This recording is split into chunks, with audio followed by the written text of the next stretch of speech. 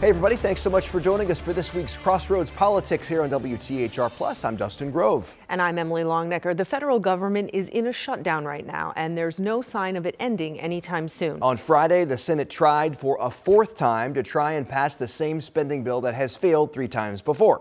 Amy Kiley breaks down the likelihood of the two finding common ground.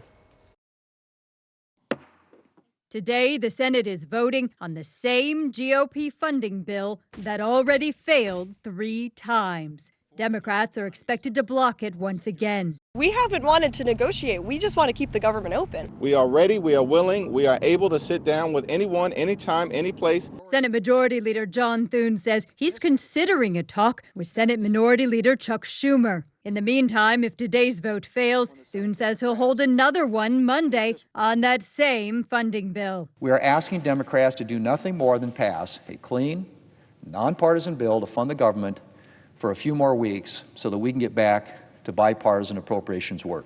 Democrats say they don't want to keep voting on the same legislation. They want to negotiate changes. They say their primary goal is to stop health care premiums from going up for people on Obamacare.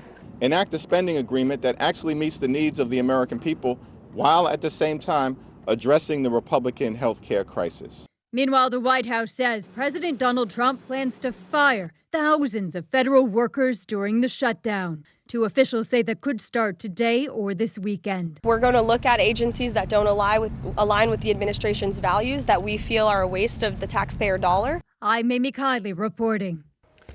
So the political finger pointing continues. Of course, the federal shutdown impacts the state of Indiana as well. Thousands of Hoosiers work for the government, between 23 and 25,000 civilians plus military, and none of them are getting paid right now. Yeah, and even more Hoosiers rely on government programs, from federal housing help to small business loans. I spoke with Governor Mike Braun about whether the state government would step in to fill any of those gaps.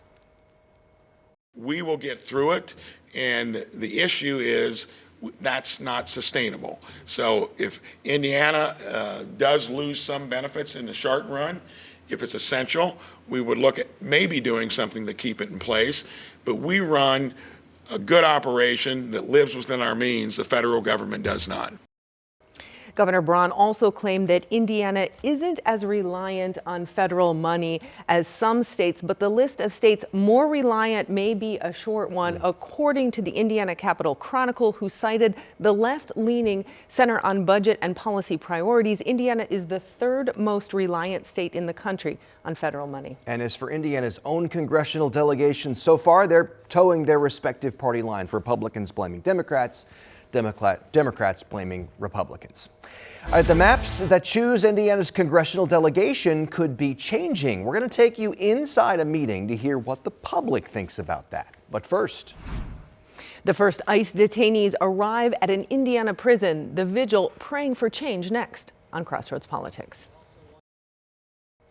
Welcome back. On Wednesday, Immigration and Customs Enforcement, ICE, began sending detainees to the Miami Correctional Facility just outside Bunker Hill. Right, and before they arrived, faith leaders held their second prayer vigil outside the facility. I covered that vigil.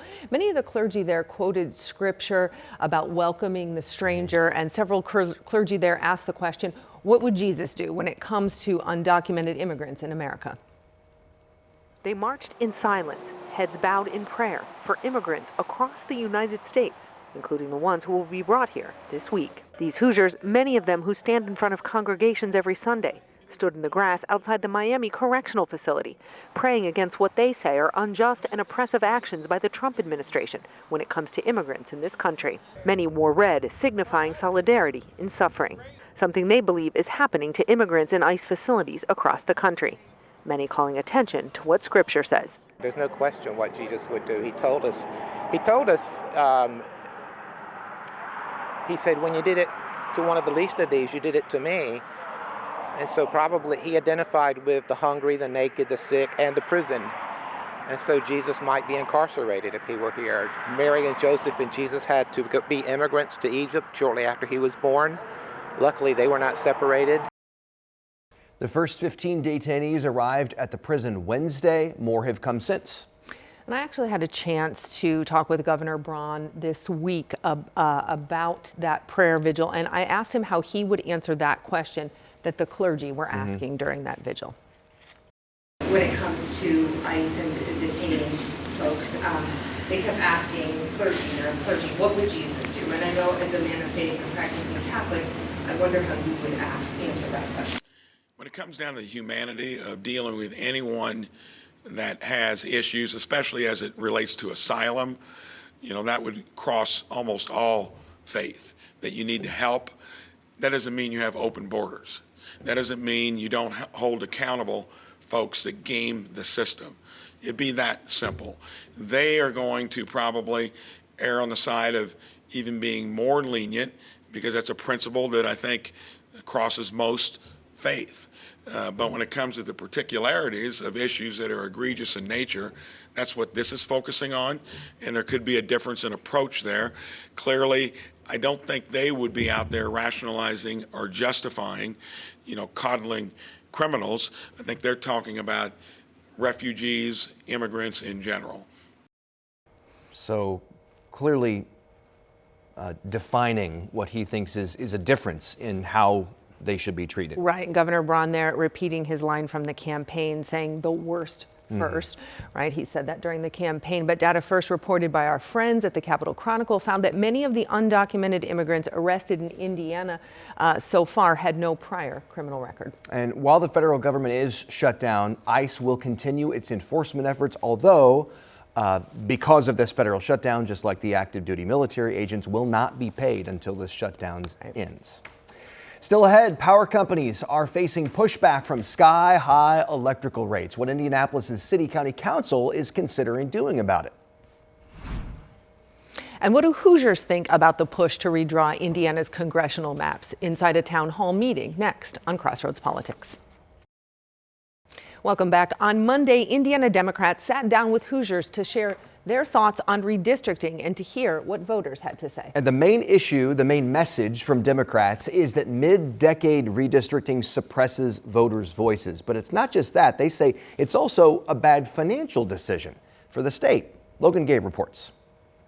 Hoosiers came from near and far for a discussion about the Republican push to redraw the state's congressional map and how it could impact them. I feel like we're having our rights taken away.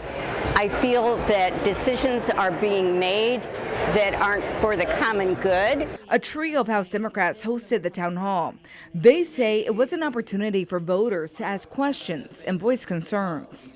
We would go from 7 Republican and 2 Democrat seats to very likely 9 Republican and 0 Democrat seats in our state. And keep in mind, Democrats range from 40 to 45% of Hoosiers at any given time in recent elections. And so those folks wouldn't be represented at all in Congress. Democratic Caucus Chair Carrie Hamilton says calling the special session to redistrict would come at a cost, anywhere from $50,000 to $100,000 a day. Now, nothing is set in stone. 13 News recently talked to Governor Mike Braun, who said to call a special session, there's got to be buy-in. But he said he thinks the state is headed in that direction. I think people have been considering it, seeing how it plays out in the big picture, and I think there's more of an appetite for it. But I don't think that's been whipped or counted. I think we're still getting there.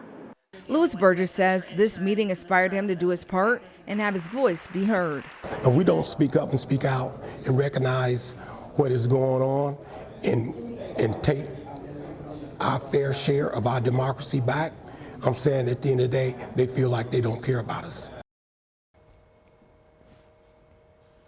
That was our Logan Gay reporting. Because nothing is set in stone, Representative Hamilton says this means there is still time for Hoosiers in both parties to call their legislator and the governor's office and tell them what they think. And the governor previously told us if there is a special session, it could happen anytime between early November and January. Although at this point, early November is looking less and less likely now that we're into October. It's coming up. All right, Indianapolis city leaders are turning their attention now to the people with the power to say no to AES Indiana's rate increase proposal. Earlier this year, the utility company filed a request asking customers for more money. Alex Alamanza explains why the City County Council is now weighing in. Counselors say AES's proposal could land you right here, digging into your wallet for more and more money. And while the City County Council can't block the increase themselves, they want to make sure that state leaders know that their answer is no. At Tuesday's Administration and Finance Committee meeting, Councilor Michael Paul Hart introduced a proposal aimed at AES and state lawmakers. It got unanimous support from councilors. I want to send a message to AES, I want to send a message to the governor, and I want to send a message to the IURC that the people of Indianapolis don't want to see a rate increase. This year, AES filed a request with the Indiana Utility Regulatory Commission to increase power bills by $21 for a household using 1,000 kilowatt hours a month. The utility says it's because of inflation, operational costs, and infrastructure upgrades. But Hart's proposal would allow the City County Council to take a stance against the rate hike and collectively urge AES to withdraw its proposal. Earlier in the year, it was talks about property taxes going up. It's about groceries going up. And then you start putting two and two together and you see these rate increases being proposed. That's going to be another hit on people of Indianapolis. The Citizens Action Coalition spoke to the committee on behalf of concerned citizens. It felt good to see a resolution adopted unanimously, to see folks add their names to it. That's a good sign that folks are hearing their constituents. They're reading the room, if you will, that nobody wants this rate increase. In a statement, AES said the IURC has the authority to decide on their request, saying in part, "We will continue to follow the legal requirements of that process. We remain committed to engaging directly with our customers. We are currently hosting a series of community open houses to listen, answer questions, and address concerns one-on-one." AES's next open house is scheduled for October 2nd at Southeast Community Services. Meanwhile, the committee's proposal heads to the full council for a final vote. In Indianapolis, Alex Almanza, 13 News.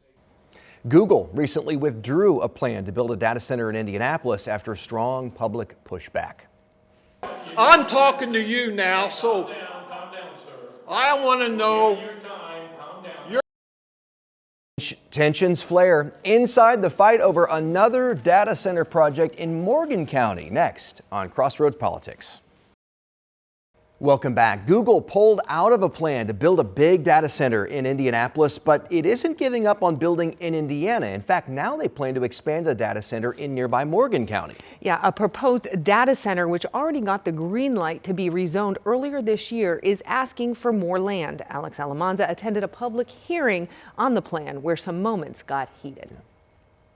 It was a case of deja vu as the attorney for the former Google project in Franklin Township showed up here in Morgan County for a separate project where residents pushed back.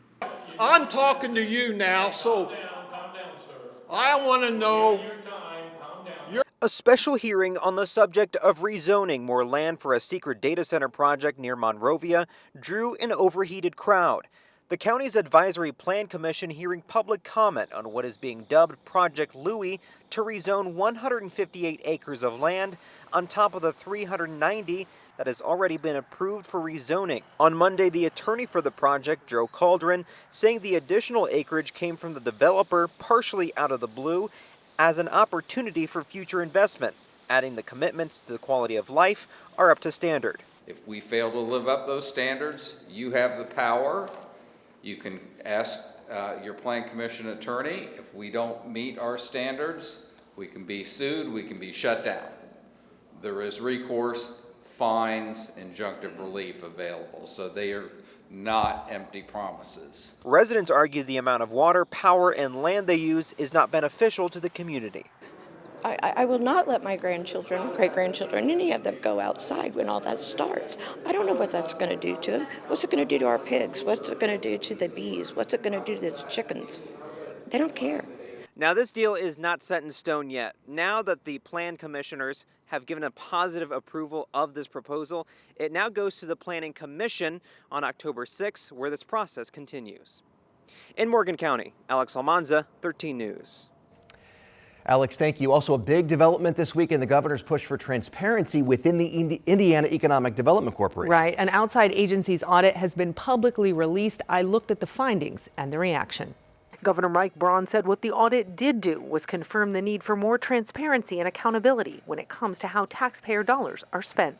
We have and will be implementing new internal policies and controls to ensure full transparency in the use of taxpayer dollars. The governor didn't specify what those new internal policies would be, but did confirm one change happening with how the IEDC does business. The Indiana Economic Development Foundation has not accepted any new contributions since April. That was another entity within the IEDC, and we are putting together a plan to wind it down. The Indiana Economic Development Foundation is a nonprofit affiliated with the IEDC. According to its website, it raises private funds to support the IEDC's work. This past spring, Braun froze its accounts after he called for an audit of the IEDC. According to the Indiana Capital Chronicle, that freeze was partly over concerns about how the IEDC was spending some of that money on travel, meals, and entertainment as part of its work. The audit was done by FTI Consulting and began in mid-May. It looked at how the IEDC did business from January 2022 through December 2024. The governor touted his commitment to growing business in Indiana, not just by attracting large companies through the work of the IEDC, but also by prioritizing businesses on Main Street, acknowledging economic development looks different in different areas of the state, saying success would be measured in two ways: wage growth and new job opportunities for Hoosiers. That does it for this week's episode of Crossroads Politics here on WTHR+. For Alex Alamanza and Logan Gay, I'm Emily Longnecker. And I'm Dustin Grove. For all of us here at 13 News, thanks so much for watching. We hope to see you next time.